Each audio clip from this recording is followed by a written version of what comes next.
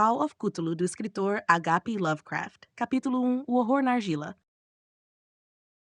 De tais poderes grandiosos ou entidades, é concebível que possa ter restado um vestígio. Um vestígio de uma era regressa, onde a consciência era manifestada, quem sabe, em contornos e formas há muito submersos diante da maré do avanço da humanidade, formas das quais tão somente a poesia e as lendas puderam guardar alguma memória fugidia e então os chamaram de deuses, monstros, criaturas míticas de todos os tipos e espécies. A coisa mais misericordiosa neste mundo, penso eu, é a incapacidade da mente humana de correlacionar tudo o que nele existe. Nós vivemos numa pacata ilha de ignorância, em meio a mares escuros vastos de infinito, e não era a intenção que velejássemos muito longe. As ciências, cada uma vagando em sua própria direção, até hoje pouco mal nos causaram. No entanto, algum dia a junção de conhecimentos desconexos nos abrirá os olhos para visões tão terríveis da realidade e da nossa posição assustadora em seu meio, que nós deveremos ou enlouquecer diante da revelação, ou fugir da sua luminosidade fatal, rumo à paz e à segurança de uma nova idade das trevas. Os teosofistas têm especulado acerca da grandeza abissal do ciclo cósmico, no qual o nosso mundo e a raça humana não passam de incidentes passageiros. Eles vêm aludindo a estranhos vestígios, usando termos que gelariam o sangue dos incautos, não fossem mascarados por um tolo otimismo. Mas não foi deles que surgiu o breve vislumbre de éons proibidos que me arrepia quando penso no assunto e me enlouquece quando aparece em meus sonhos. Tal vislumbre, como todos os pavorosos vislumbres da verdade, surgiu de uma conexão acidental de duas coisas separadas. Neste caso, um recorte de jornal antigo e as anotações de um professor falecido. Eu espero que ninguém mais consiga chegar a esta conexão. Se eu sobreviver, é certo que jamais irei revelar propositadamente elo algum desta corrente hedionda. Eu penso que o professor também tinha a intenção de manter silêncio acerca da parte que sabia e que teria destruído as suas anotações, caso não fosse surpreendido por uma morte tão súbita. O meu conhecimento do caso começou no inverno de 1926-27, com a morte do meu tio-avô George Gamel Angel, professor emérito de línguas semíticas na Universidade Brown, em Providence, Rhode Island. O professor Angel era amplamente reconhecido como uma autoridade em inscrições arcaicas e era frequentemente consultado por diretores de museus importantes acerca do tema. Assim sendo, o seu falecimento aos 92 anos deve ser lembrado por muitos. Localmente, no entanto, tal interesse foi intensificado pela causa da morte ser um tanto obscura. O professor sucumbiu enquanto retornava da barca de Newport. Segundo testemunhas, foi uma queda súbita após um encontro com um negro com aparência de marujo que havia surgido de um dos pátios escuros e sinistros que podiam ser encontrados na encosta íngreme que servia de atalho da praia até a sua casa, na William Street. Os médicos foram incapazes de encontrar qualquer doença visível, porém chegaram à conclusão, após debates cheios de perplexidade, que alguma lesão obscura no coração, induzida pela subida de um morro tão íngreme para um homem de idade avançada, foi a responsável pela morte. Na época, eu não vi razão para divergir desta conclusão, mas ultimamente tenho me inclinado a questioná-la. E até mais do que isso.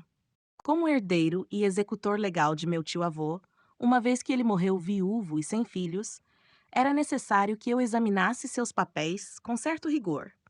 E para tal propósito, transporteis todo o seu conjunto de caixas e arquivos para minha casa em Boston. Muito do material de onde surgiram as minhas correlações será publicado mais tarde pela Sociedade Americana de Arqueologia. Mas havia uma caixa que considerei excessivamente enigmática e senti que não deveria ser exibida aos demais. A escultura em baixo relevo era um retângulo rústico com menos de 3 centímetros de espessura e por volta de 13 por 15 centímetros de tamanho. Obviamente, tratava-se de uma obra moderna. O seu design, no entanto, não poderia estar mais distante da arte moderna, seja em seu aspecto ou em sua mensagem. Ora, apesar das extravagâncias do cubismo e do futurismo serem muitas e muito exóticas, elas não costumam reproduzir a regularidade críptica e obscura que surge dos escritos pré-históricos. E pareceu-me certo que a maior parte do seu design era composta por algum tipo de escritura. No entanto, a minha memória, a despeito da familiaridade com os papéis e as coleções do meu tio, falhou em identificar de qualquer forma que fosse aquele tipo em específico. Não foi possível nem mesmo chegar a uma pista remota do que aquela escrita se parecia. Acima do que pareciam ser hieróglifos, havia uma figura de evidente proeminência na obra, embora o seu estilo impressionista impedisse uma ideia mais clara acerca da sua natureza. Parecia ser uma espécie de monstro, ou um símbolo representando um monstro, num formato que somente uma mente doentia poderia conceber. Se eu disser que a minha imaginação, um tanto extravagante, concebeu imagens simultâneas de um polvo, um dragão e uma caricatura humana, não estarei sendo infiel ao espírito da coisa. Uma cabeça flácida e cheia de tentáculos coroava um corpo grotesco e escamoso, de onde pendiam asas rudimentares. Mesmo assim, era o conjunto visual da obra que a tornava mais pavorosamente assustadora. Atrás da figura havia uma vaga sugestão de um ambiente carregado de arquitetura ciclópica e irregular. Com exceção de uma pilha de recortes de jornal, os escritos que acompanhavam tal bizarrice eram todos da caligrafia mais recente do professor Angel e não tinham nenhuma pretensão literária. Segundo me pareceu, o documento principal trazia em seu título Culto de Cthulhu, em letras cuidadosamente contornadas, de modo a evitar algum erro de grafia numa palavra tão desconhecida. O manuscrito era dividido em duas seções. A primeira com o título 1925, O Sonho e a Obra Onírica de H. Wilcox, 7 Thomas Street, Providence, Rhode Island, e a segunda intitulada Narrativa do Inspetor John R. LeGrasse, 121 Bienville Street, Nova Orleans, Louisiana, na reunião de 1908 da SAA, anotações a respeito e depoimento do professor Webb.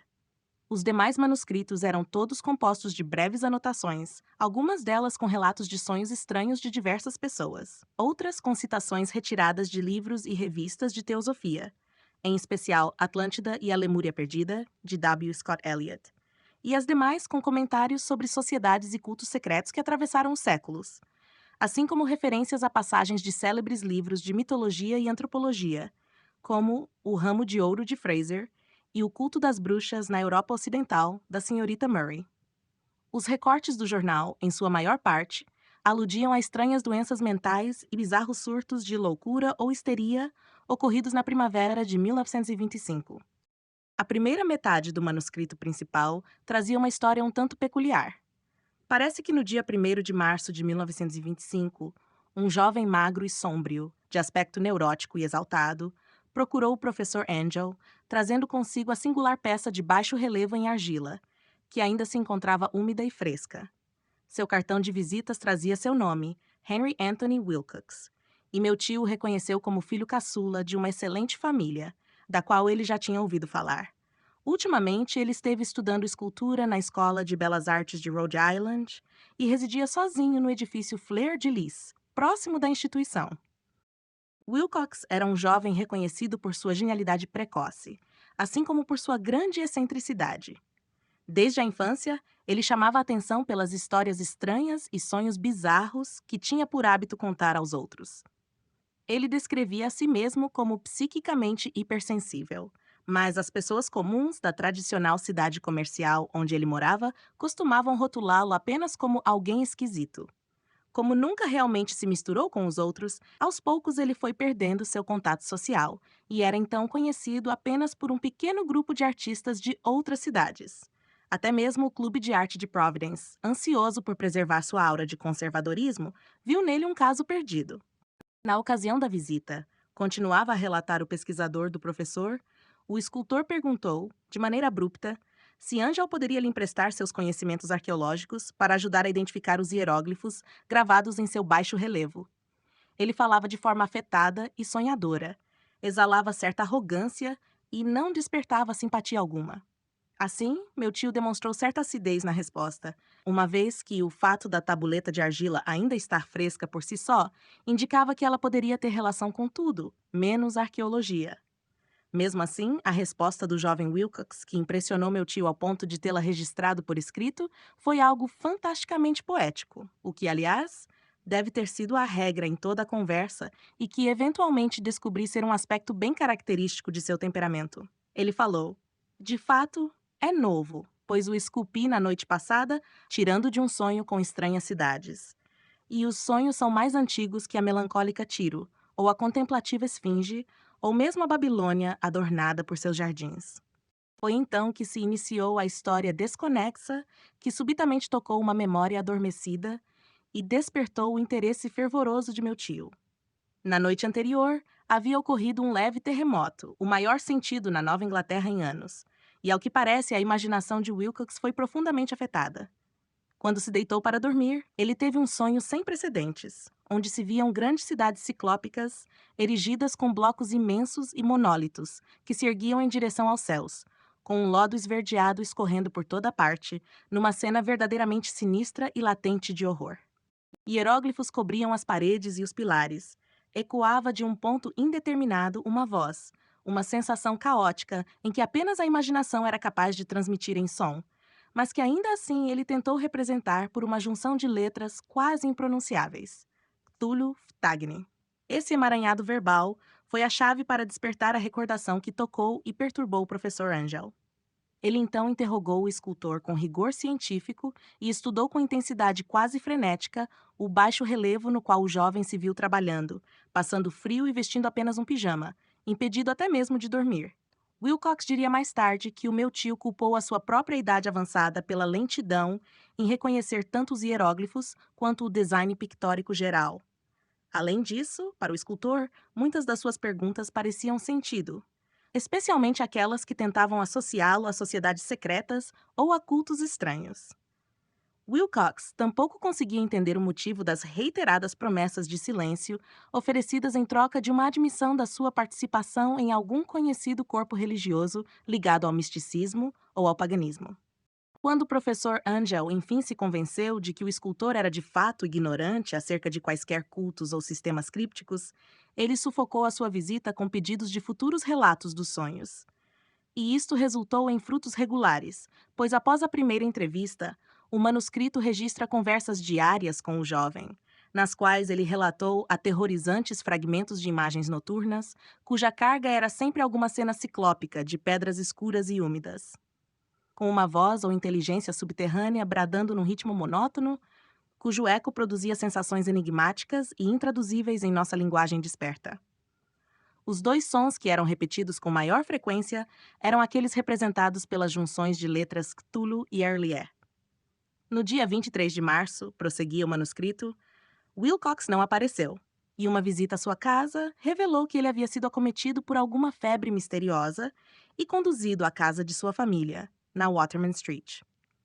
Ele gritou durante a madrugada, assustando diversos outros artistas que residiam no mesmo prédio. E depois desta noite passou a viver na alternância entre momentos de inconsciência e delírio.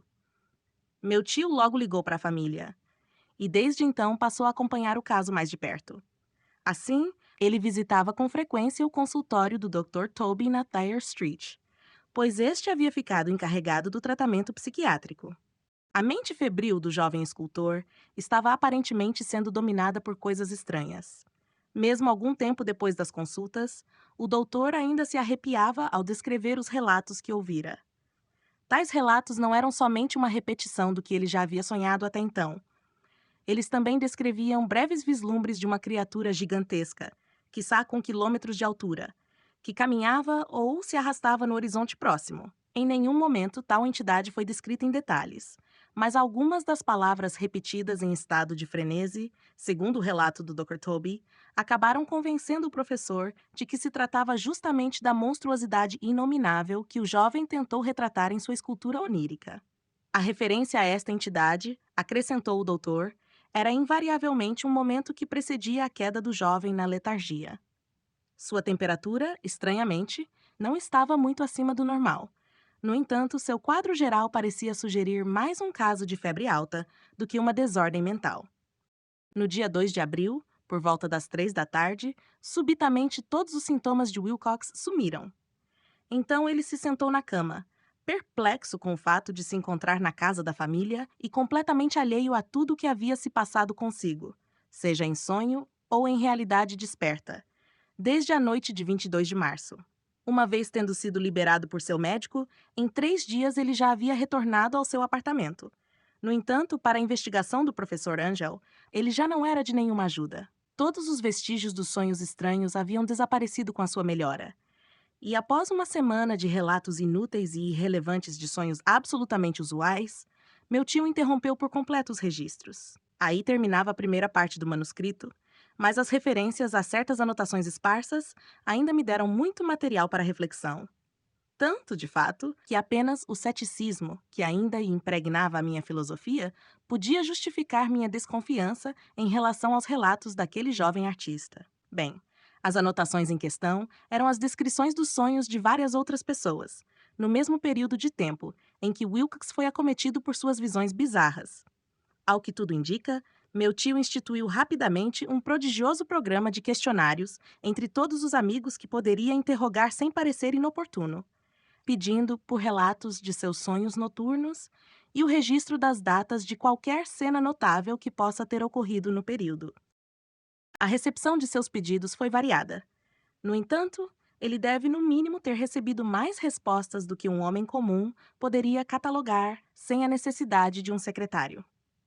A correspondência original não foi preservada, mas o conjunto das suas anotações formou um panorama rigoroso e significativo. O grosso das pessoas de destaque na sociedade e no mundo dos negócios, o tradicional sal da terra da Nova Inglaterra, forneceu um resultado quase totalmente negativo, apesar de que alguns casos isolados de impressões noturnas sem forma apareciam aqui e ali, sempre entre 23 de março e 2 de abril, o período da duração do delírio do jovem Wilcox. Os homens ligados à ciência foram ligeiramente mais afetados, mas também houve 4 casos de vagas descrições que sugeriam cenas fugidias de paisagens estranhas, e em um único caso foi mencionado um medo de alguma entidade fora do comum. Foi dos artistas e dos poetas que vieram os relatos mais pertinentes. E eu sei que o pânico geral teria se instalado caso eles pudessem comparar suas respostas uns com os outros. Pelo que pude ler das anotações, na falta das cartas originais, meio que suspeitei que quem responsável pela sua compilação conduziu a coisa toda através de questões específicas, ou editou a correspondência de acordo com o que havia decidido enxergar acerca do caso. É por isso que continuei a intuir que Wilcox, de alguma forma ciente da pilha de dados já reunidos pelo meu tio, estava ludibriando o velho cientista. As respostas dos artistas contavam uma história perturbadora. De 28 de fevereiro a 2 de abril, uma grande parte deles sonhou com coisas um tanto bizarras, sendo que a intensidade dos seus sonhos foi imensuravelmente mais forte durante o período em que o escultor delirava. Dos que enviaram algum relato, mais de um quarto descreveram cenas e sons ecoantes não muito diferentes daqueles descritos por Wilcox. E alguns confessaram ter sentido um medo agudo de uma criatura gigantesca e inominável que foi aparecendo com cada vez mais frequência. Um caso em específico, que as anotações descreveram de forma enfática, foi bastante triste de ler. O sujeito, um famoso arquiteto com simpatias pela teosofia e pelo ocultismo, foi tomado por um surto de insanidade violento na mesma data em que o jovem Wilcox adoeceu e veio a falecer meses depois, após dias e noites clamando incessantemente aos brados para ser posto a salvo de alguma criatura fugidia do inferno.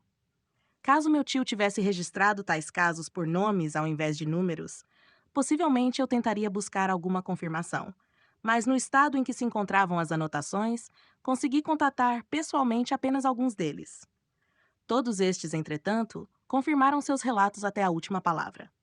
Muitas vezes me pegava indagando a mim mesmo se todos os demais interrogados pelo professor se sentiam tão confusos e intrigados quanto este grupo que tive a oportunidade de contatar. De fato, é até melhor que eles continuem sem nenhuma explicação para o ocorrido. Os recortes de jornal, conforme já expliquei, falavam de casos de pânico, histeria e excentricidade durante o período em questão.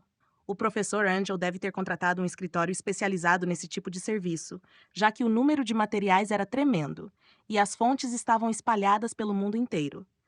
Aqui tínhamos um caso de suicídio na noite de Londres, no qual alguém que dormia sozinho saltou de sua janela após emitir um grito pavoroso.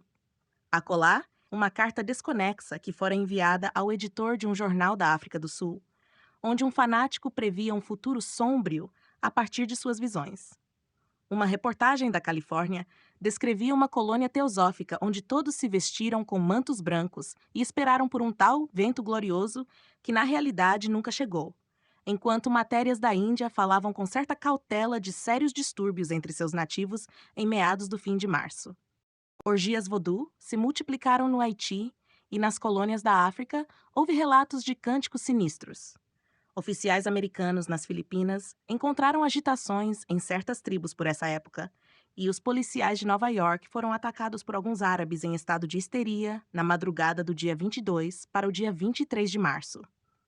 No oeste da Irlanda também surgiram novos boatos e lendas exóticas, e um pintor com simpatia pelo fantástico chamado Ardois Bonot colocou em exibição uma blasfema Paisagem dos Sonhos no Salão de Primavera de Paris, em 1926.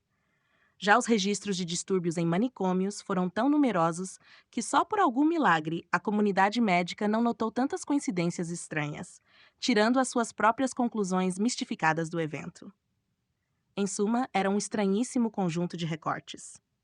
E até hoje, mal posso explicar o racionalismo insensível que me levou a descartá-los. Mesmo assim, na época eu estava convencido de que o jovem Wilcox, na realidade, conhecia muito bem os fatos antigos que o professor mencionou. Capítulo 2. A história do inspetor Legrasse.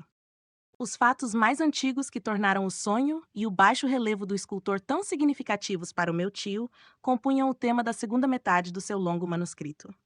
Aparentemente, em algum momento da vida, o professor Angel se deparou com os contornos infernais da monstruosidade sem nome, tendo ficado intrigado com os hieróglifos desconhecidos e também ouvido as sílabas sinistras que podem ser representadas tão somente como Tulo.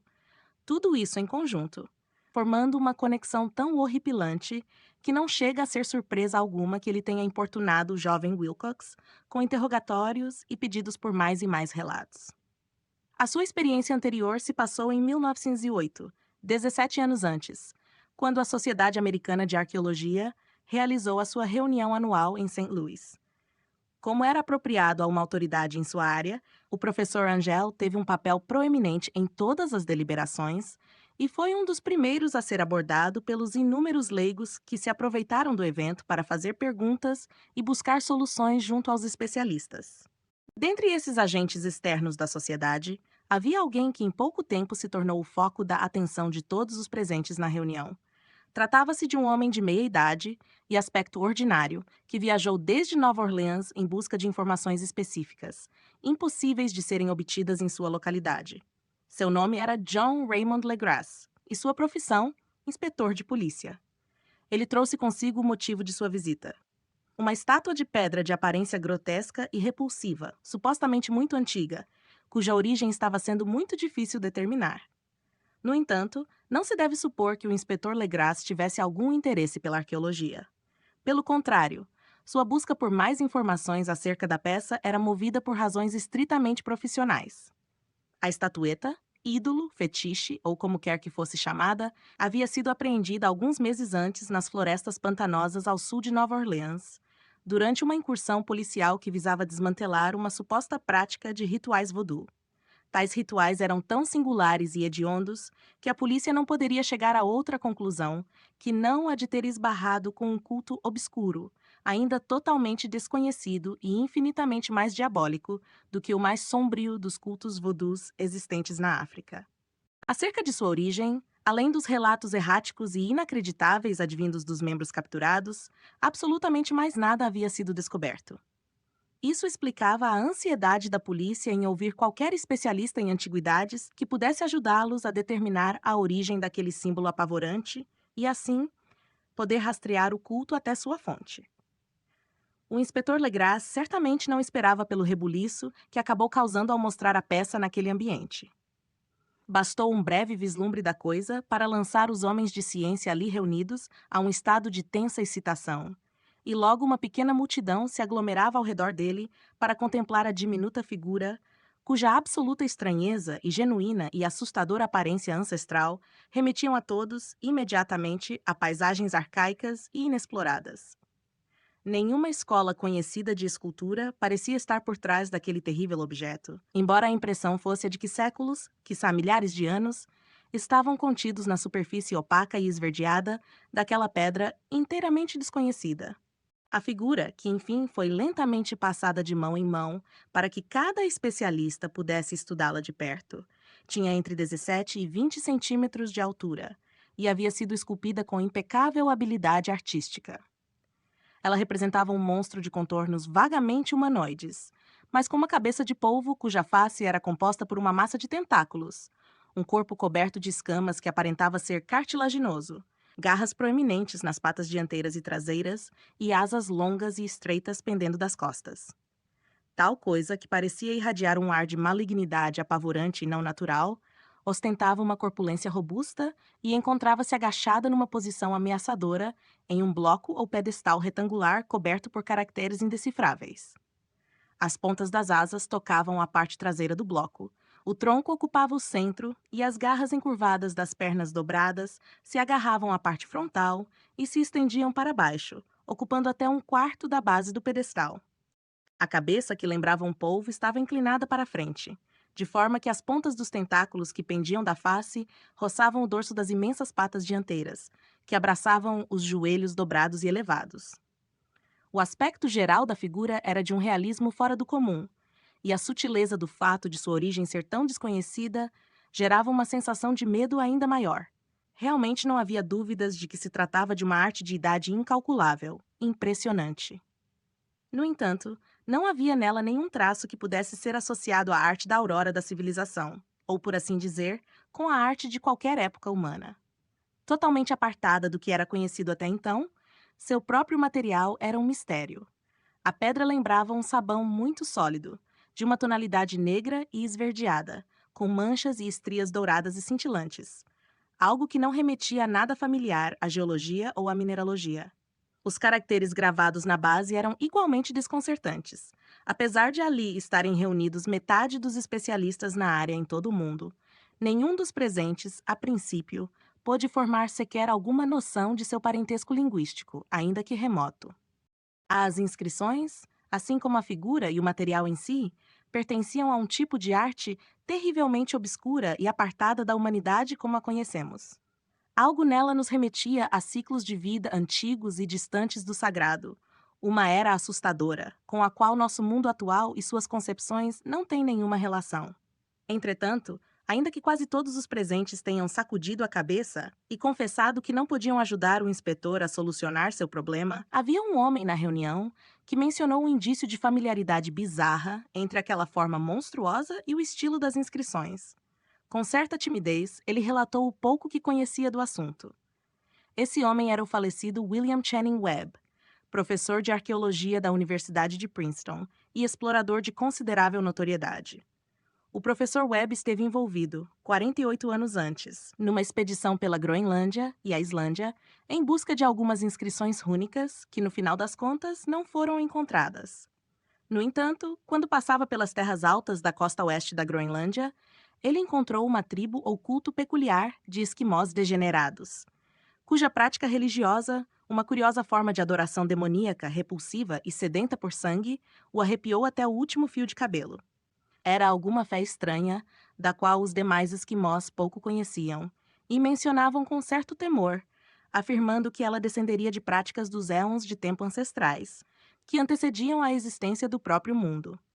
Bem, além dos ritos inomináveis e dos sacrifícios humanos, havia certos rituais hereditários bizarros, endereçados a reverenciar uma espécie de demônio ancião supremo, também chamado Tornassuk.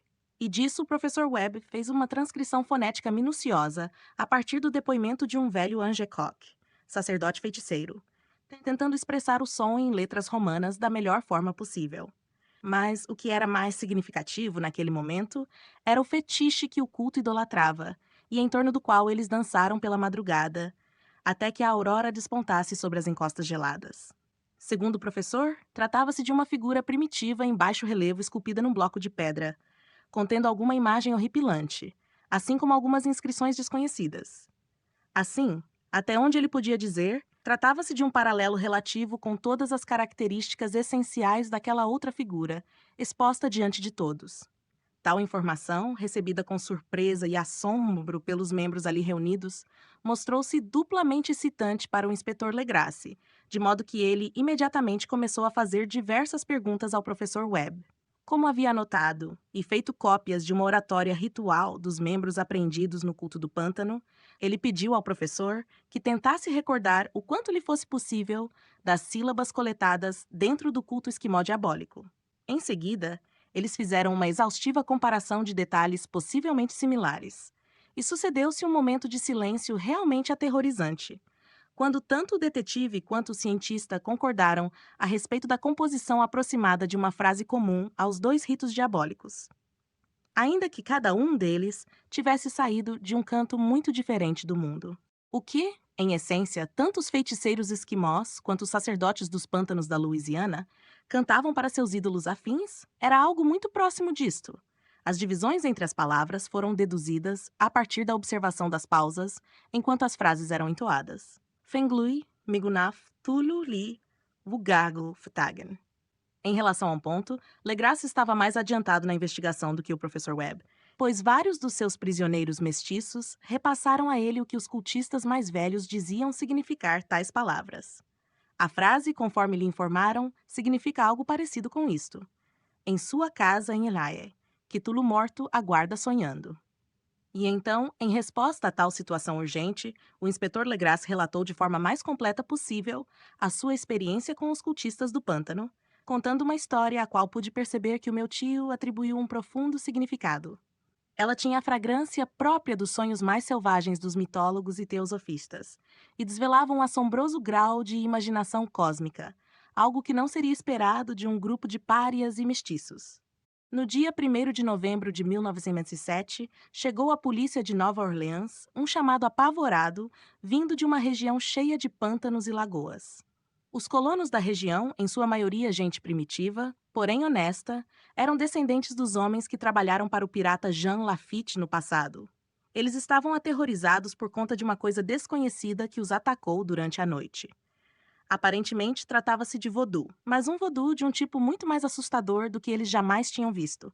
E algumas das suas mulheres e crianças simplesmente desapareceram, desde que os malefícios tum-tuns dos tambores começaram a ecoar incessantemente, vindos das profundezas da mata escura e assombrada, na qual nenhum dos colonos arriscava adentrar.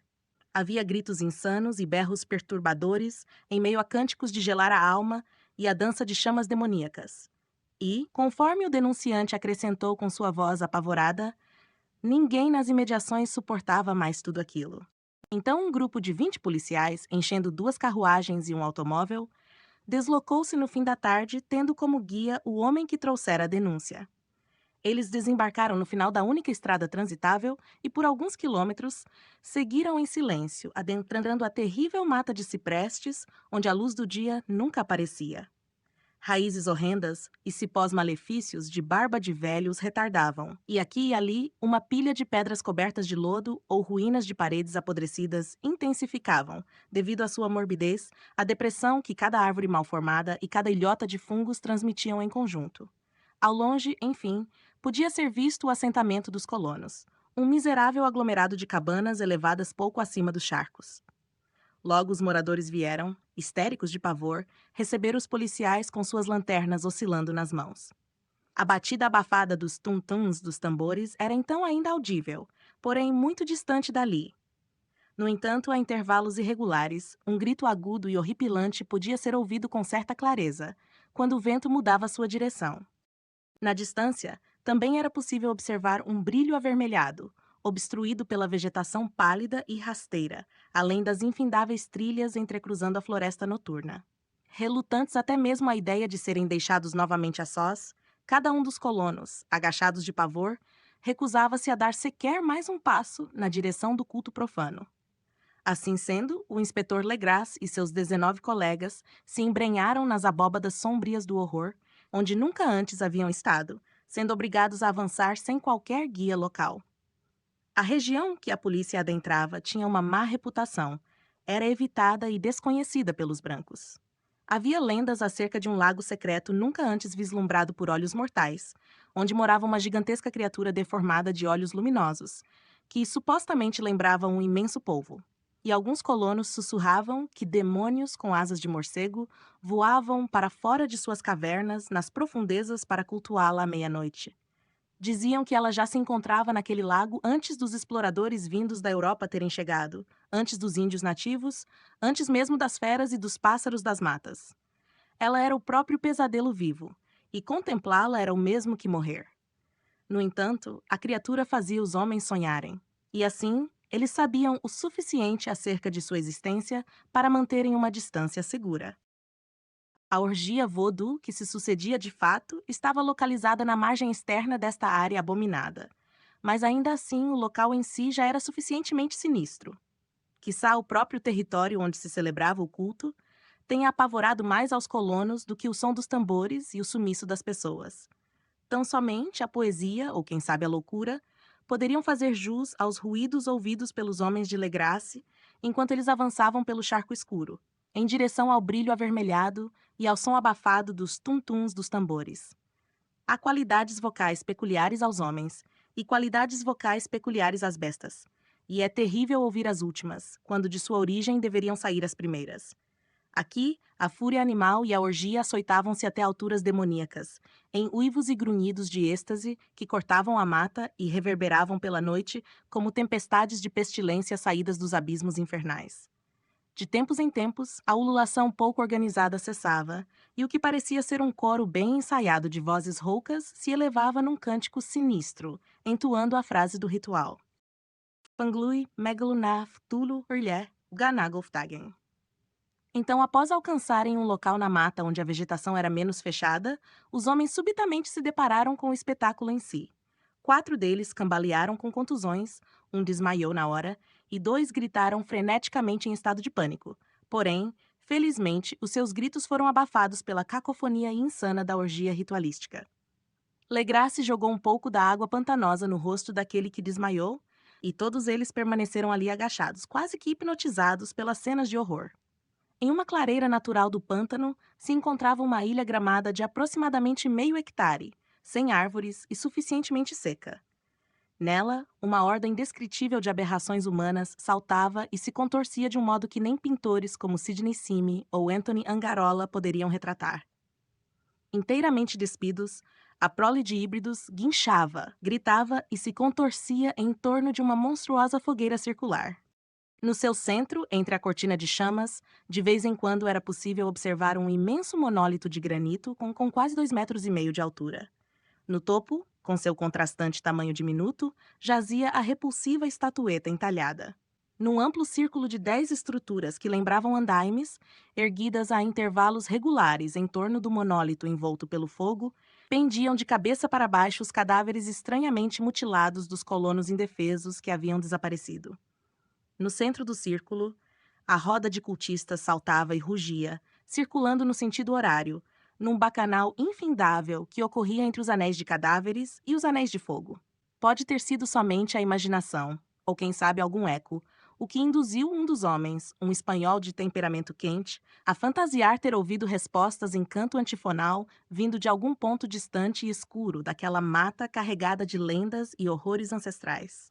Posteriormente, eu conheci e interroguei esse homem, Joseph de Galvez, e ele provou ser realmente um tanto imaginativo, chegando até mesmo a sugerir o som distante de grandiosas asas a rufar, assim como um breve vislumbre de olhos cintilantes e um vulto branco para além das árvores mais remotas, tão grande que parecia uma pequena montanha. No entanto, eu suponho que ele tenha dado ouvidos demais às superstições daqueles nativos. De fato, o tempo em que os homens permaneceram hipnotizados por todo aquele horror foi relativamente curto. O dever vinha em primeiro lugar, e embora houvesse quase 100 mestiços aglomerados naquele ritual, os policiais contaram com suas armas de fogo e avançaram determinados contra aquele alvoroço nauseante. Nos primeiros 5 minutos, a confusão e o caos que se seguiram estavam além de qualquer descrição. Golpes foram desferidos com fúria selvagem, tiros foram disparados e fugas desesperadas se sucederam. Mas ao final, Legrasse pôde contar 47 prisioneiros hostis, que foram obrigados a se vestirem às pressas e formarem uma fila cercada por 2 linhas de policiais. 5 dos cultistas estavam estirados no solo, mortos, e mais 2, que estavam gravemente feridos, foram carregados pelos demais prisioneiros em macas improvisadas. A imagem que estava no topo do monólito, é claro, foi retirada com cuidado e levada por Legrasse. Após uma viagem marcada por intensas tensões e exaustão, os prisioneiros foram examinados na sede da polícia, e logo se comprovou que eram todos homens inferiores, de sangue mestiço e mentalidade aberrante. A maioria era composta de marujos, mas também se via um punhado de negros e mulatos, na sua maior parte caribenhos ou portugueses vindos de Cabo Verde, que conferiam uma pitada de vodu àquele culto heterogêneo. Mas mesmo antes de se iniciarem os interrogatórios, tornou-se evidente que havia algo muito mais profundo e antigo do que os cultos africanos envolvidos naquela seita. Por mais degradados e ignorantes que fossem aqueles homens, eles eram capazes de manter uma coerência doutrinária surpreendente em relação à ideia central de sua fé repulsiva. Eles cultuavam, conforme foi relatado, os grandes antigos, seres que viveram em eras que precederam o advento da humanidade e que chegaram ao nosso mundo recém-formado, vindos do céu. Hoje, esses grandes antigos já não estavam mais entre nós, e sim nas entranhas da terra e nas profundezas do mar. No entanto, seus cadáveres contaram os seus segredos na forma de sonhos para os primeiros homens, que formaram um culto que jamais se perdeu completamente. Aquele ritual era parte deste mesmo culto ancestral, e os prisioneiros afirmaram que ele sempre existiu e sempre haverá de existir, oculto em terras distantes e sombrias espalhadas por todo o mundo, até que chegue o dia em que o grande sacerdote Cthulhu emerja de sua casa escura na imponente cidade submersa de Relayé e coloque a terra uma vez mais sob o seu jugo. Neste dia ele fará o seu chamado, quando as estrelas estiverem na configuração correta, e a sua seita secreta permanecerá sempre à espera para finalmente libertá-lo. Enquanto isso, nada mais poderia ser dito. Havia entre eles algum segredo que não era confessado nem sob tortura. Certamente a humanidade não se encontrava absolutamente sozinha entre as criaturas da Terra que desenvolveram consciência, pois vultos surgiam da escuridão para visitar alguns dos seus poucos fiéis. Mas esses não eram os grandes antigos. Nenhum homem jamais os viu. O ídolo entalhado representava o grande Cthulhu, mas ninguém poderia dizer se as demais entidades eram precisamente como ele. Ninguém mais era capaz de ler os escritos antigos, mas algumas coisas eram transmitidas de boca em boca. O ritual entoado não era o segredo. Ele nunca era dito em voz alta, apenas sussurrado. No final das contas, o cântico significava tão somente isto: em sua casa em Lee, Cthulhu morto aguarda sonhando. Apenas 2 dos prisioneiros foram considerados mentalmente sãos, e o seu destino foi a forca. Os demais foram internados em diversas instituições para tratamento mental.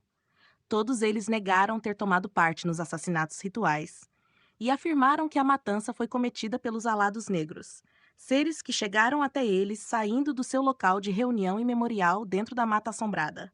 Entretanto, não foi possível obter nenhum relato suficientemente coerente acerca de tais aliados misteriosos. Em sua maior parte, o que a polícia conseguiu extrair de informações relevantes veio de um mestiço ancião chamado Castro, que alegou haver navegado até portos estranhos e conversado com os líderes imortais de uma seita nas montanhas da China. O velho Castro se lembrava de fragmentos de lendas hediondas que tornavam pálidas as especulações dos teosofistas e faziam com que a história humana no mundo parecesse algo recente e transitório. Houve éons em que outras coisas reinavam sobre a terra, e elas ergueram cidades grandiosas.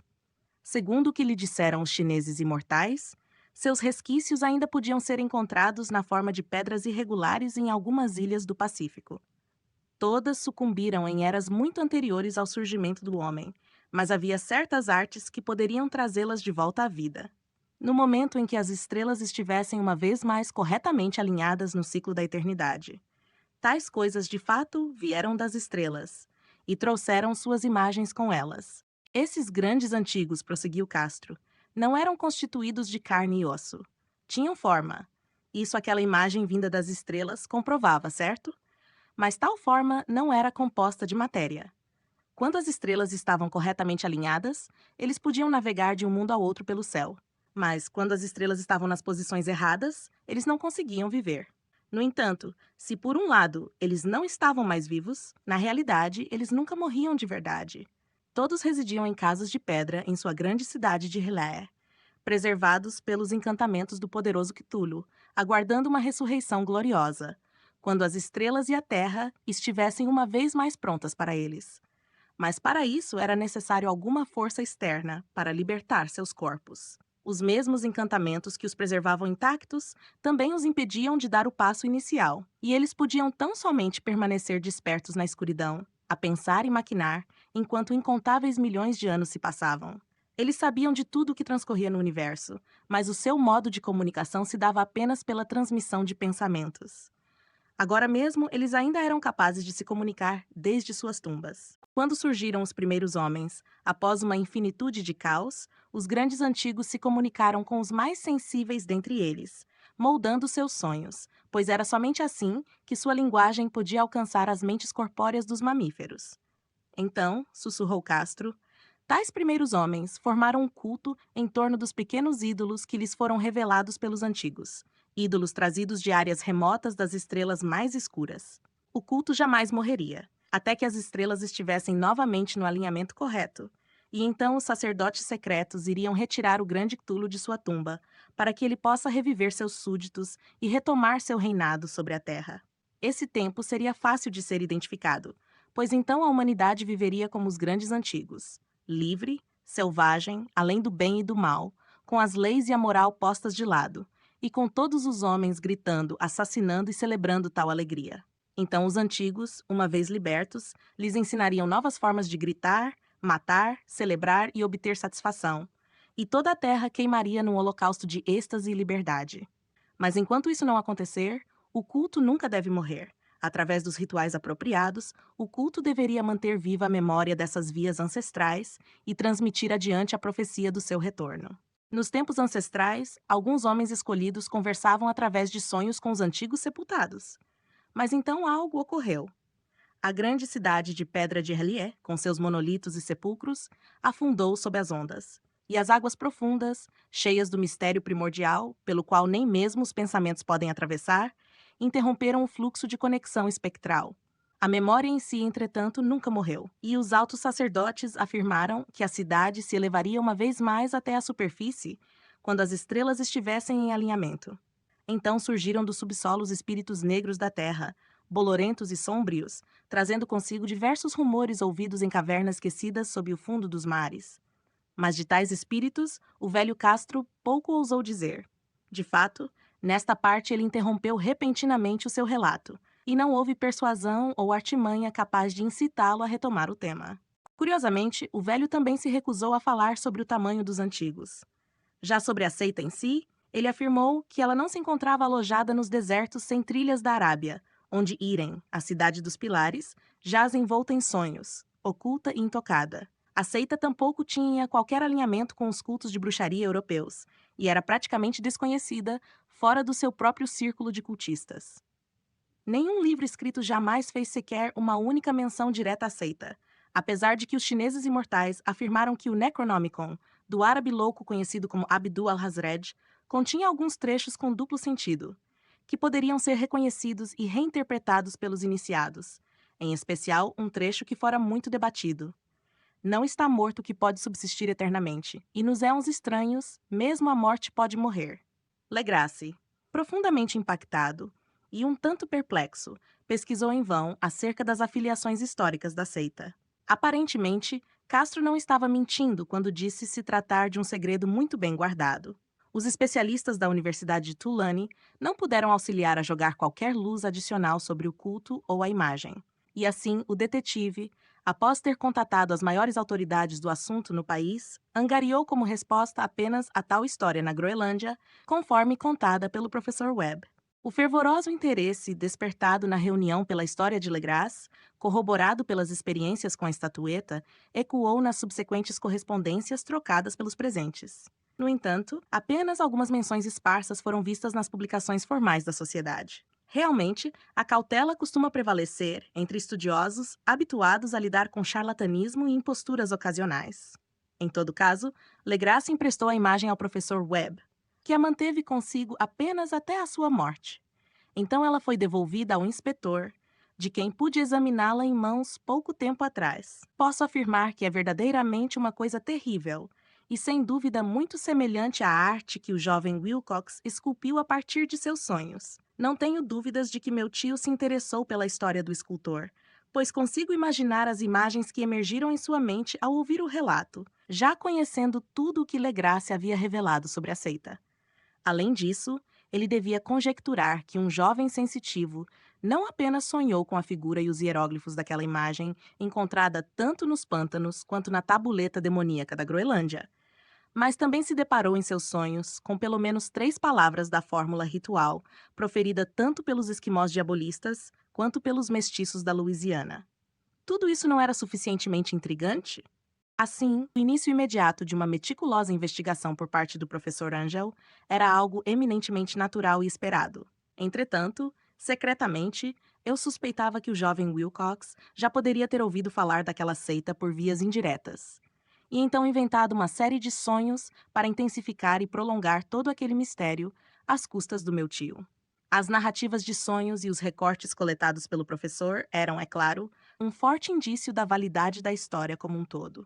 Mas o caráter racional da minha mente e a extravagância do assunto me levaram a adotar o que eu pensei, na época, serem conclusões mais sensatas.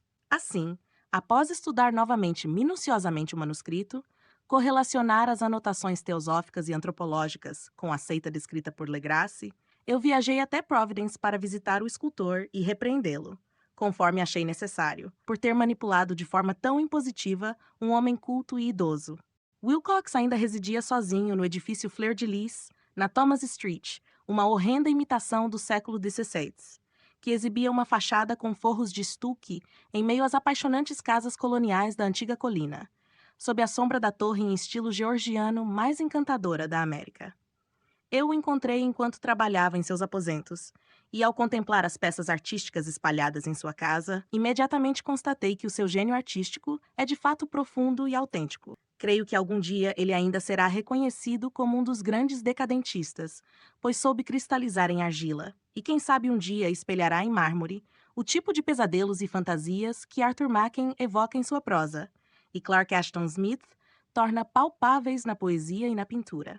Seu aspecto era sombrio, frágil e algo desleixado.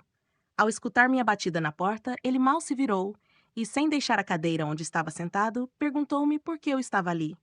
Quando expliquei quem era, ele eventualmente mostrou algum interesse, pois meu tio havia despertado sua curiosidade ao investigar seus estranhos sonhos, sem, no entanto, nunca lhe ter explicado a razão de seus estudos. Em todo caso, eu não dei nenhum esclarecimento que pudesse levá-lo a tirar novas conclusões do caso, mas me vali de certas artimanhas para fazê-lo falar o que sabia. Pouco tempo depois, acabei me convencendo de que ele era absolutamente sincero, pois falou de seus sonhos com uma convicção surpreendente. Aliás, tais sonhos, juntamente com os resíduos subconscientes, influenciaram profundamente sua arte, e ele me mostrou uma estátua mórbida, cujos contornos me abalaram pela potência de suas sugestões sombrias. Ele não se lembrava de ter visto a forma original, exceto no próprio baixo relevo retirado de seus sonhos. Mesmo assim, a escultura surgiu de maneira não inteiramente consciente do trabalho de suas mãos. Tratava-se, sem dúvida, do vulto gigantesco que ele vislumbrou em seu delírio. Ele logo deixou claro que realmente não sabia nada acerca do culto secreto, salvo pelos fragmentos que meu tio havia deixado escapar durante seus insistentes questionamentos. E assim, mais uma vez, me peguei pensando se havia alguma outra maneira pela qual ele poderia ter recebido aquelas impressões fora do comum. Ele descrevia seus próprios sonhos de forma estranhamente poética, fazendo-me visualizar de forma terrivelmente vívida e real a cidade ciclópica de pedras úmidas e cobertas de lodo, cuja geometria, foi o termo que usou, era totalmente errada. E ainda ouvir com temerosa expectativa o incessante e quase telepático chamado ecoando das profundezas subterrâneas. Tulu-Ftagn. Tulu-Ftagn. Tais palavras faziam parte do ritual assustador que narrava como Cthulhu morto sonhava em vigília em seu túmulo de pedra em Helé.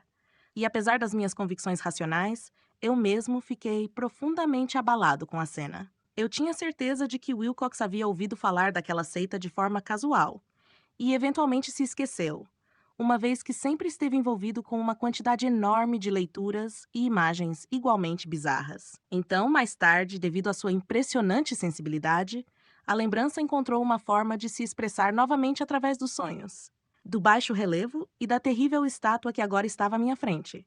Assim, creio que sua impostura para com meu tio tenha sido inteiramente involuntária. O jovem era um tipo de pessoa, ao mesmo tempo um pouco afetada e algo antipática, da qual eu jamais chegaria a gostar. Mas naquele momento eu já não podia deixar de reconhecer tanto o seu gênio artístico quanto a sua honestidade.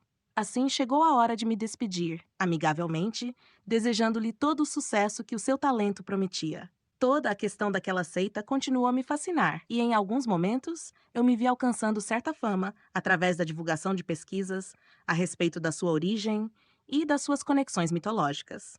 Visitei Nova Orleans, conversei com Legrasse e com os demais participantes da operação no pântano. Vi a assustadora imagem com meus próprios olhos e cheguei até mesmo a entrevistar alguns dos mestiços que ainda viviam na cadeia. O velho Castro, infelizmente, já havia morrido há alguns anos. Tudo o que ouvi, vividamente descrito em primeira mão, apesar de não passar de uma confirmação mais detalhada do que o meu tio havia escrito, reacendeu minha imaginação, pois eu estava certo de estar perseguindo o rastro de uma religião muito real, muito secreta e muito antiga, cuja descoberta me tornaria um antropólogo de renome. No entanto, minha postura ainda era de um materialista convicto, e eu certamente gostaria que tudo pudesse ser explicado pelo puro materialismo. Assim, descartei com uma perversidade quase inexplicável as coincidências existentes nas anotações sobre os sonhos e nos estranhos recortes coletados pelo professor Angel. Uma coisa que comecei a suspeitar, e que hoje temos saber, era o fato de que a morte do meu tio estava longe de ser natural. Ele caiu de um caminho estreito em um morro que ficava diante de um antigo cais repleto de mestiços estrangeiros, logo após um encontro com o Marujo Negro. Ora, não me esqueci de que os cultistas da Louisiana eram todos mestiços e marujos. E não ficaria surpreso se chegasse ao meu conhecimento métodos secretos de assassinato, e venenos tão cruéis e ancestrais quanto aqueles ritos e crenças crípticas. Legrasse e seus homens, é verdade, foram deixados viver. Mas na Noruega, um marinheiro que viu coisas e as relatou está agora morto. E se as investigações aprofundadas do meu tio, após ter tido contato com os relatos do escultor, tivessem chegado a ouvidos sinistros, penso que o professor Angel morreu porque sabia demais, ou porque era bem provável que acabaria sabendo demais. Se o mesmo se passará comigo, ainda veremos, pois hoje também acabei sabendo mais do que deveria. Capítulo 3. A loucura vinda do mar. Caso os céus um dia me concedam uma dádiva, que seja o total esquecimento da lembrança de tudo o que resultou de um mero acaso, quando fixei os olhos num certo pedaço de jornal que forrava uma prateleira. Realmente, não era algo com que eu me depararia naturalmente na minha rotina diária, pois tratava-se de uma edição antiga de um jornal australiano, o Sydney Bulletin, de 18 de abril de 1925. A notícia que vi havia passado despercebida até mesmo pela empresa, que na época foi responsável por uma intensa coleta de material para a pesquisa do meu tio. Eu já quase havia desistido de descobrir novas informações acerca do que o professor Angel chamava de culto de Cthulhu, e estava visitando um amigo muito culto em Paterson, Nova Jersey, curador de um museu da região, além de um mineralogista de renome. Um dia, enquanto examinava espécimes sobressalentes distribuídos desordenadamente pelas prateleiras de um depósito numa das salas nos fundos do museu, meus olhos foram atraídos por uma estranha fotografia num dos jornais velhos estendidos por debaixo das pedras. Era a edição do Sydney Bulletin que mencionei, pois o meu amigo tinha amplos contatos em todas as partes do mundo. Quanto à imagem, tratava-se de uma reprodução em preto e branco de uma horripilante gravura em pedra, praticamente idêntica àquela que Legrasse havia encontrado no pântano. Com ansiedade, removi as preciosas pedras de cima do jornal e examinei a matéria em detalhes. A princípio, decepcionei-me ao perceber que ela não era muito extensa. No entanto, o que seu conteúdo sugeria era de extrema importância para minha busca, quase encerrada. Assim, com muito cuidado, recortei-a da página, planejando tomar providências imediatas. Eis o que dizia a reportagem. Misteriosa embarcação abandonada descoberta no mar. O navio Vigilant chega trazendo a reboque uma embarcação neozelandesa armada e abandonada. Um sobrevivente e um corpo foram encontrados a bordo. Relatos indicam uma batalha desesperada pela vida no mar aberto. O marujo resgatado se recusa a fornecer mais detalhes sobre o estranho ocorrido. Um ídolo peculiar foi descoberto em sua posse. Um inquérito será aberto sobre o caso. O cargueiro Vigilant, da Morrison Company, proveniente de Valparaíso, chegou esta manhã ao porto de Darling, trazendo a reboque o avariado e combalido iate a vapor Alert, de Dunedin, Nova Zelândia, que foi avistado em 12 de abril na latitude sul 34 graus 21 e longitude oeste 152 graus 17, com um tripulante vivo e outro morto a bordo. O Vigilant partiu de Valparaíso em 25 de março e em 2 de abril foi desviado de sua rota devido a tempestades excepcionalmente pesadas e ondas monstruosas. Em 12 de abril, avistaram o iate abandonado. Embora aparentemente não houvesse tripulantes, encontraram um sobrevivente em estado de semidelírio e um homem que provavelmente estava morto há mais de uma semana. O sobrevivente estava agarrado a um horrível ídolo de pedra de origem desconhecida, com cerca de 30 centímetros de altura, cuja natureza deixou perplexos os estudiosos da Universidade de Sydney, da Royal Society e do Museu College Street, que nada tinham a dizer sobre ele. O sobrevivente afirmou tê-lo encontrado na cabine da embarcação, sobre um pequeno altar com entalhes padrão em comum. Esse homem, após recobrar os sentidos, contou uma história estranhíssima de pirataria e carnificina. Trata-se de Gustaf Johansen, um norueguês de certa inteligência, que era o segundo oficial de uma escuna de 2 mastros de Auckland chamada Emma. A embarcação partiu rumo a Callao em 20 de fevereiro, com 11 homens em sua tripulação. Segundo seu relato, a Emma foi atrasada e desviada consideravelmente ao sul de seu curso pela grande tempestade de 1º de março. E em 22 de março, na latitude sul 49,51 e longitude oeste 128,34, encontrou o Alert, tripulado por estranhos e ameaçadores polinésios e mestiços. Ao receber uma ordem peremptória do Alert para dar meia volta, o capitão Collins recusou-se a obedecer. Logo após, a estranha tripulação começou a disparar selvagemente e sem aviso contra a escuna, lançando uma saraivada particularmente pesada de tiros de canhão, que faziam parte do armamento do iate. Os homens da Emma estavam preparados para lutar, conforme relatado pelo sobrevivente. E apesar da escuna começar a afundar devido aos tiros que atingiram seu casco, eles conseguiram flanquear a embarcação inimiga e invadi-la, enfrentando a tripulação situada no convés do iate. Eles se viram obrigados a matar todos, devido à ligeira vantagem numérica e, sobretudo, à maneira feroz e desesperada, porém ineficaz, com que os homens inimigos lutavam. 3 dos homens da Emma, incluindo o capitão Collins e o imediato Green, foram mortos. Os 8 restantes, agora sob o comando do segundo oficial Johansen, continuaram sua viagem no iate capturado, seguindo seu curso original para verificar se havia alguma razão válida para a ordem de meia volta. No dia seguinte, aparentemente eles atracaram e desembarcaram em uma ilhota, embora não houvesse nenhuma ilha conhecida naquela parte do oceano. Bem, 6 dos seus homens acabaram morrendo no local, embora o relato de Johansen seja estranhamente vago nessa parte, limitando-se a dizer que eles caíram em um abismo pedregoso. Mais tarde, ao que tudo indica, ele e o companheiro remanescente reembarcaram no iate e tentaram continuar navegando, mas foram vencidos pela tempestade de 2 de abril. Do que aconteceu desde esse dia até o resgate em 12 de abril, o homem recorda muito pouco, não se lembrando sequer da morte de William Bryden, seu último companheiro no iate. Aliás, a causa da morte de Bryden ainda permanece indeterminada, provavelmente devido a algum choque emocional ou à exposição ao mau tempo. Notícias recebidas de Dunedin relatam que o Alert era bem conhecido, possuía uma embarcação de águas costeiras e tinha má reputação na região. Pertencia a um curioso grupo de mestiços, cujas frequentes reuniões e expedições noturnas a uma região de matagal fechado chamavam bastante atenção. Ele havia zarpado às pressas logo após a tempestade e os tremores de terra de 1º de março. Nosso correspondente em Auckland relata que a Emma e sua tripulação tinham excelente reputação, e Johansen é descrito como um homem sóbrio e digno. Amanhã, o almirantado iniciará um inquérito sobre o caso, no qual todos os esforços se concentrarão em fazer Johansen falar mais do que revelou até o momento. Isso era tudo o que havia na reportagem, além da imagem infernal. Mas que encadeamento de ideias ela despertou em minha mente.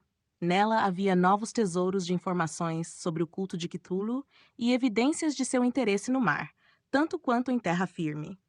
Que motivo levou a tripulação do Alert a ordenar que a Emma voltasse enquanto navegava trazendo o horripilante ídolo a bordo? Qual seria a ilha desconhecida onde 6 tripulantes da Emma morreram e sobre a qual o oficial Johansen fazia tanto segredo? O que a investigação do vice-almirantado teria revelado e o que se sabia sobre o pernicioso culto em Dunedin? E mais surpreendente de tudo, que conexão profunda e sobrenatural de datas era aquela que dava um significado maligno e inegável, relevância aos variados eventos tão cuidadosamente anotados pelo meu tio.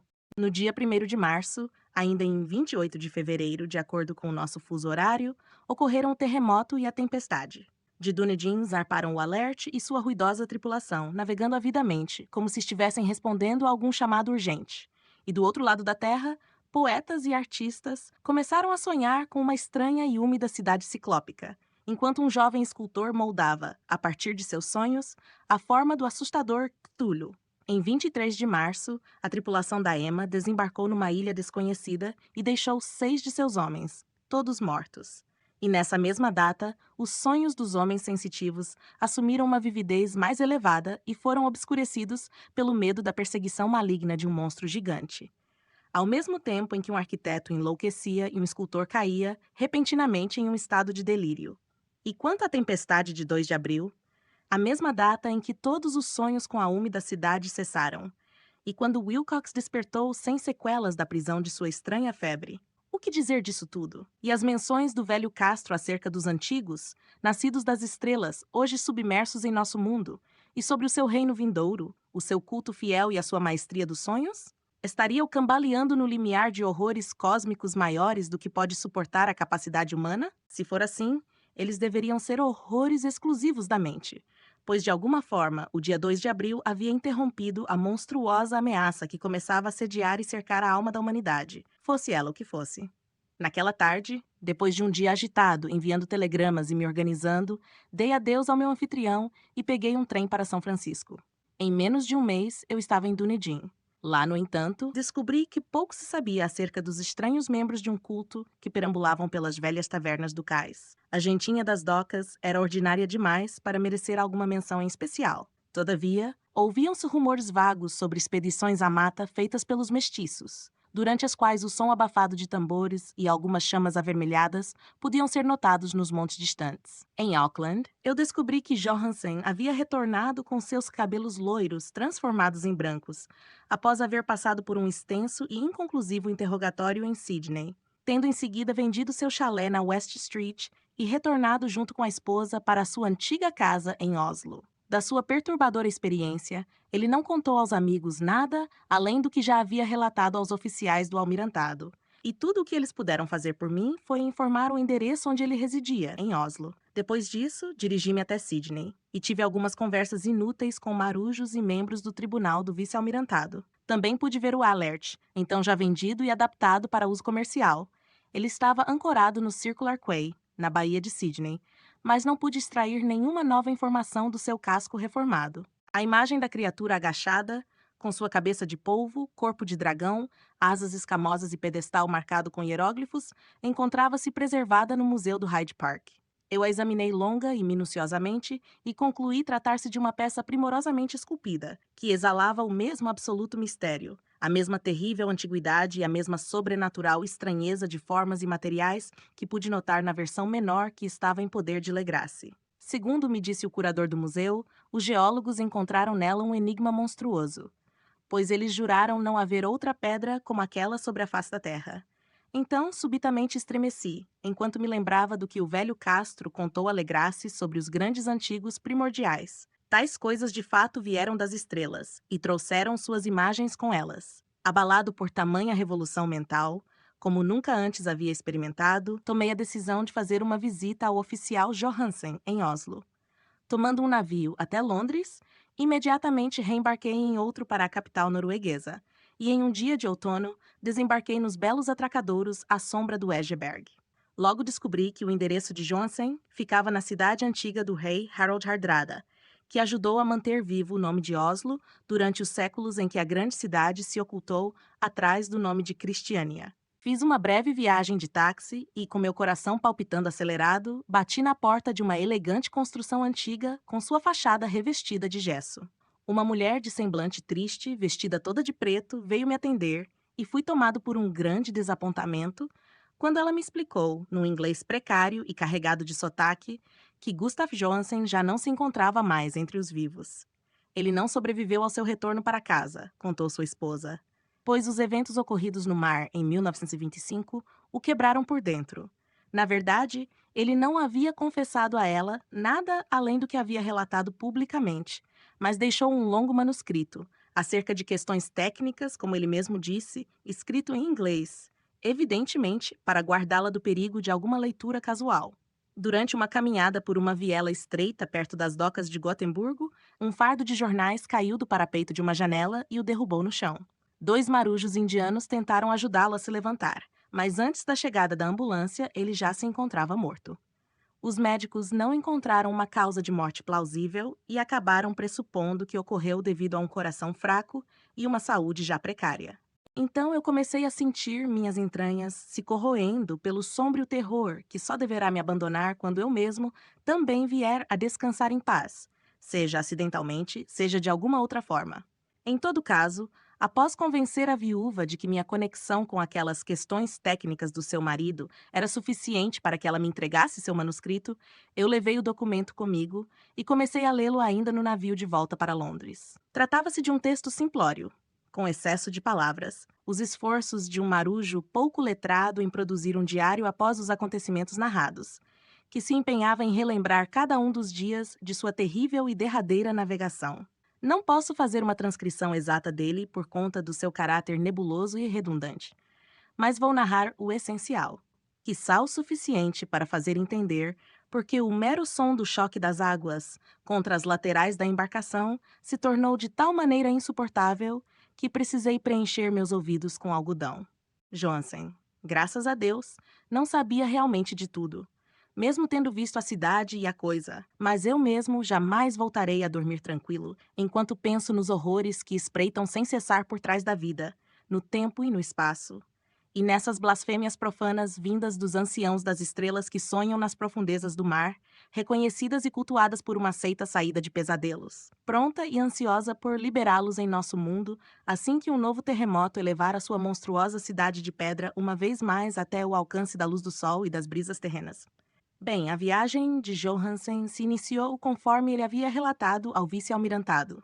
A Emma havia zarpar do lastro de Auckland em 20 de fevereiro e sentiu toda a força da tempestade criada pelo terremoto, que deve ter feito emergir das profundezas do mar os horrores que tomaram os sonhos dos homens.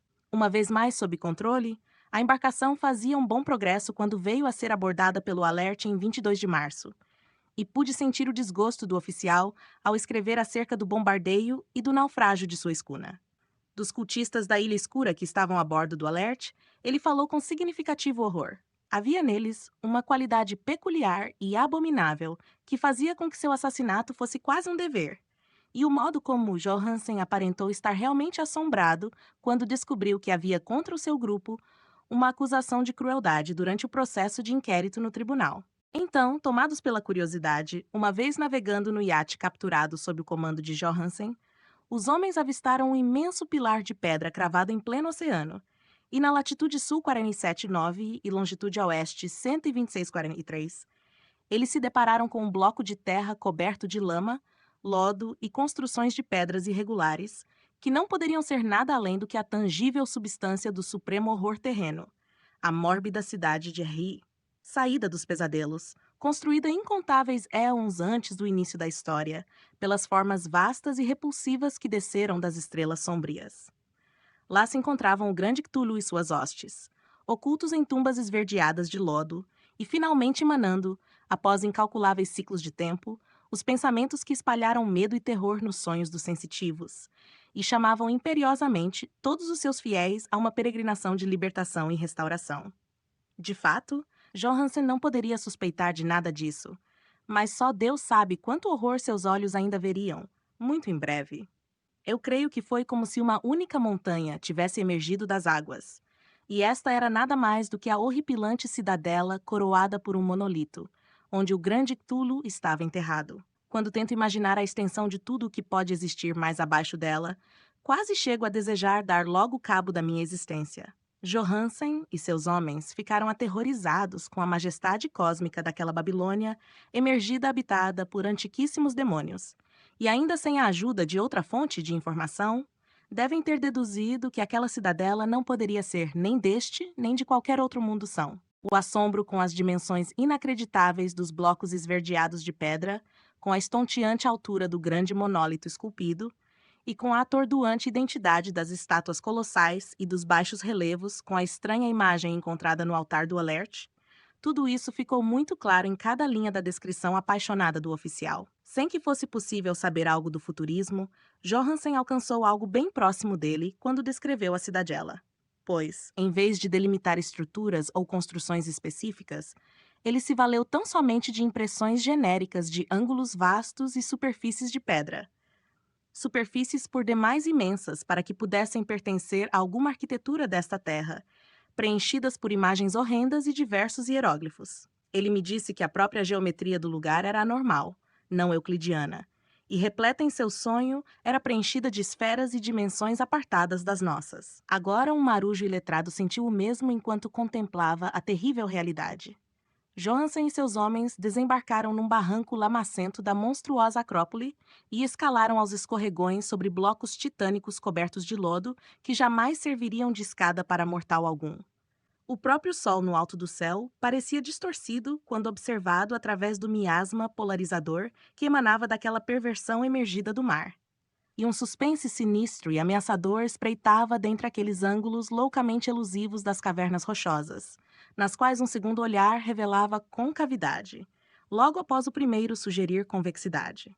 Algo muito parecido com um pavor súbito já havia se espalhado por todos os exploradores antes mesmo que alguma coisa mais definida do que rocha, lodo e algas fosse avistada. De fato, acaso não tivessem a zombaria dos demais, cada um deles já teria revelado seu desejo de fugir dali o mais breve possível. Assim, foi com certa relutância que eles buscaram, no fim das contas em vão, por algum souvenir ou objeto que pudessem roubar do local. Foi Rodrigues, o português, que escalou até o pé do monólito e gritou aos outros sobre o que tinha descoberto. Os demais o seguiram e observaram com curiosidade a imensa porta entalhada onde se via o baixo relevo do polvo dragão, agora já familiar. Ela se parecia, relatou Johansen, com uma enorme porta de porão, por causa do lintel ornamentado, do umbral e dos batentes ao redor. Muito embora eles não tenham conseguido definir se ela era plana como um alçapão ou inclinada como uma porta externa de porão. Como Wilcox teria descrito, a geometria do lugar era toda errada. Estando lá, não se poderia estar certo de que a linha do mar e o chão eram realmente horizontais, de modo que a posição relativa de todo o resto parecia etérea e variável. Bryden tentou empurrar a pedra em diversos locais, sem conseguir descobrir nada de novo. Então Donovan tateou delicadamente suas bordas, pressionando cada um dos pontos na medida em que prosseguia. Assim, ele escalou interminavelmente a grotesca moldura de pedra. Isto é, alguém poderia dizer que ele escalava acaso a coisa toda não se revelasse, por fim, ser horizontal, enquanto os homens se perguntavam como alguma porta no universo poderia ser tão imensa. Então, de maneira bem sutil e lenta, o painel de meio hectare começou a ceder para baixo no topo, e eles perceberam que ele se encontrava somente equilibrado. Donovan deslizou abaixo ou de alguma forma conseguiu se equilibrar pelo batente, e enfim se reuniu outra vez aos demais. Todos observaram a estranha passagem no monstruoso portal entalhado. Naquela fantasia de distorção prismática, a pedra se moveu de forma bizarra e anômala no sentido diagonal, de modo que as leis da matéria e da perspectiva pareciam distorcidas. A fenda era negra, e a sua escuridão era quase palpável. Essa tenebrosidade era, na realidade, uma qualidade positiva, pois ela ocultava algumas partes das paredes internas que poderiam ter se revelado, e exalava como fumaça da prisão que durou éons. Ela ia visivelmente escurecendo o sol, na medida em que se espalhava pelo céu encolhido e de aparência convexa, com um rufar de asas e membranas. O odor que saía daquelas profundezas recém-abertas era intolerável, e logo após, Hawkins, com seu ouvido atento, disse ter ouvido um chafurdar terrível vindo lá de baixo. Assim, todos pararam para escutar, e de fato ouviram com atenção quando aquilo se arrastou babando ante os olhos de todos, tateando e se espremendo e carregando sua imensidão verde e gelatinosa através da porta negra, até finalmente alcançar o ar putrefato do lado de fora daquela cidade envenenada pela loucura. A escrita do pobre Johansen quase se dissolveu em garranchos quando ele descreveu este trecho. Dos 6 homens que jamais alcançaram novamente a embarcação, ele deduziu que 2 morreram na hora, de puro pavor, ao presenciarem tal momento amaldiçoado. A coisa não pode ser descrita. Não há linguagem capaz de abarcar tais abismos de loucura estridente e imemorial. Tamanha é a sua terrível contradição para com todas as leis da matéria, da energia e da ordem cósmica. Era, talvez, uma montanha que caminhava ou se arrastava. Deus! Era demais surpreendente que, do outro lado do mundo, um arquiteto tenha enlouquecido, ou que o pobre Wilcox tenha delirado de febre naquele exato instante telepático. A coisa dos ídolos, a prole verde e grudenta das estrelas, despertaram uma vez mais para reivindicar o que era seu. As estrelas estavam novamente alinhadas na posição certa, e aquilo que um culto ancestral falhara em realizar, um bando de marujos inocentes realizou por acidente. Após vigésilhões de anos, o grande Cthulhu estava novamente à solta, buscando ferozmente por deleite. 3 homens foram varridos longe pelas garras flácidas, antes que qualquer um tivesse tempo de se mover. Que Deus possa lhes dar bom descanso, caso exista descanso em alguma parte do universo. Eles eram Donovan, Guerrera e Angstrom. Enquanto os demais fugiam freneticamente sobre horizontes infinitos de pedras incrustadas de verde, rumo ao bote, Parker acabou escorregando. E Johansen podia jurar que seu amigo foi engolido por um ângulo da arquitetura de pedra que simplesmente não deveria estar lá. Um ângulo que era agudo, mas que se comportava como se fosse obtuso. Assim, apenas Bryden e Johansen alcançaram o bote e remaram em desespero em direção ao Alert, enquanto a monstruosidade montanhosa deslizava pelas pedras cheias de limo, até chegar à beira d'água quando hesitou por alguma razão. Ainda restava parte do vapor, apesar de todos os tripulantes terem desembarcado na ilha, e então foram necessários somente alguns momentos de correria frenética entre o leme e o motor para ter o Alert novamente em condições de zarpar. Pouco a pouco, dentre os horrores distorcidos de tal cena indescritível, a embarcação começou a se deslocar pelas águas mortais. Enquanto isso, sobre a arquitetura de pedra daquela praia sepulcral que não pertencia a este mundo, a coisa titânica vinda das estrelas babava e rugia como um ciclope praguejando maldições contra a embarcação fugidia de Ulisses. Mais destemido que a criatura lendária, o grande Cthulhu deslizou sua forma descomunal para a água e começou a persegui-los, com vastos movimentos de potência cósmica, que faziam surgir ondas imensas. Foi neste momento que Bryden resolveu olhar para trás e acabou enlouquecendo, numa histeria de gargalhadas que voltavam a irromper de tempos em tempos, até que a morte finalmente o encontrou em uma noite na cabine, enquanto Johansen perambulava delirante pela embarcação. No entanto, Johansen ainda não havia se entregado. Ciente de que a coisa certamente poderia alcançar o Alert enquanto a embarcação não estivesse a todo vapor, ele decidiu arriscar uma ideia desesperada. E, regulando o motor para a velocidade máxima, correu como um raio pelo convés e reverteu a direção do leme. A água do mar se encheu de espuma e agitação, e o vapor foi subindo junto ao ruído do motor, cada vez mais, enquanto o bravo norueguês redirecionava toda a embarcação rumo ao seu perseguidor gelatinoso, que se elevava sobre a água pestilenta como a popa de um galeão demoníaco. A terrível cabeça de polvo com tentáculos irrequietos quase alcançou o mastro frontal, Gurupés, do vigoroso iate. Mas Johansen se manteve firme em seu curso. Então houve uma explosão, como se uma imensa bexiga tivesse estourado, seguida pelo banho de uma imundície parecida com as entranhas de um peixe, que exalava o odor da abertura de 1000 tumbas, e por um som que o cronista não foi capaz de descrever em palavras. Por um instante a embarcação se viu envolta por uma nuvem verde, acre e cegante, e então tudo o que se escutava era um fervilhar venenoso na retaguarda. Lá onde, Deus do céu, os pedaços esparramados da prole estelar inominável estavam de alguma forma nebulosamente se recombinando na sua odiosa forma original. Cada segundo, ele ficava mais e mais para trás, à medida que o Alert ganhava ímpeto com a maior quantidade de vapor. Isso foi tudo. Depois disso, Johansen se limitou a circular, pensativo, em torno do ídolo na cabine, enquanto era obrigado, de tempos em tempos, a preparar alguma refeição para si mesmo e para o maníaco que gargalhava enlouquecidamente ao seu lado. Ele sequer tentou traçar novas rotas de navegação após a sua ousada fuga, pois todo aquele enfrentamento havia levado algo de sua alma. Em seguida, veio a tempestade de 2 de abril e um encontro de nuvens que obscureceu sua consciência. Nela havia uma sensação de redemoinhos espectrais sobre golfos líquidos de infinitude, de jornadas desorientadas por universos inquietos numa cauda de cometa, e mergulhos histéricos do abismo para a lua e da lua coro volta para o abismo, tudo isso avivado pelo coro das gargalhadas dos 2 anciãos, que eram disformes e hilários, e pelo voo dos demônios verdes zombeteiros do Tártaro, bailando no ar com suas asas de morcego. Após o sonho, veio o resgate, o Vigilant, o tribunal do vice-almirantado, as ruas de Dunedin e a longa viagem de volta para a velha casa próxima do Esberg. Ele não poderia contar o que presenciou. Todos pensariam que enlouqueceu. Mas escreveria tudo o que sabia antes que a morte chegasse, muito embora a sua esposa não pudesse nem suspeitar do caso. De fato, a morte seria uma dádiva se servisse ao menos para borrar aquelas memórias. Esse foi o documento que eu li, e agora o deixei na caixa de metal ao lado do baixo relevo e dos papéis do professor Angel. Com eles deve ir este meu registro, este teste da minha própria sanidade, onde estão reunidas essas peças que espero jamais serem reunidas novamente. Eu vislumbrei tudo o que o universo tem de horror, e de agora em diante, mesmo o céu da primavera e as flores do verão serão para mim como algo envenenado. No entanto, eu não penso que a minha vida ainda se estenderá por muitos anos. Assim como meu tio se foi, assim como o pobre Johansen sucumbiu, mas dia menos dia também será a minha vez. Eu sei de coisas demais, e o culto ainda vive. Tulu também vive, eu suponho, uma vez mais naquele abismo de pedra que o abrigou desde que o sol ainda era jovem. A sua cidadela amaldiçoada submergiu novamente, pois o vigilante navegou pelo mesmo local após a tempestade de abril.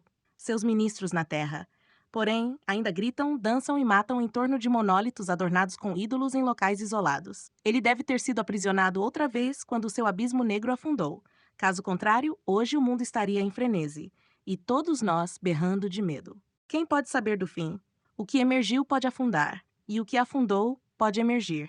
A coisa repulsiva espera e sonha nas profundezas, e a decadência se espalha pelas instáveis cidades dos homens. Chegará o seu tempo, mas eu não devo e nem posso pensar nisso. Deixe-me rezar para que, caso eu não sobreviva a este manuscrito, os executores do meu espólio coloquem a prudência acima da audácia e cuidem para que ninguém mais ponha os olhos nesta história. Mas será que essa história realmente chegou ao fim?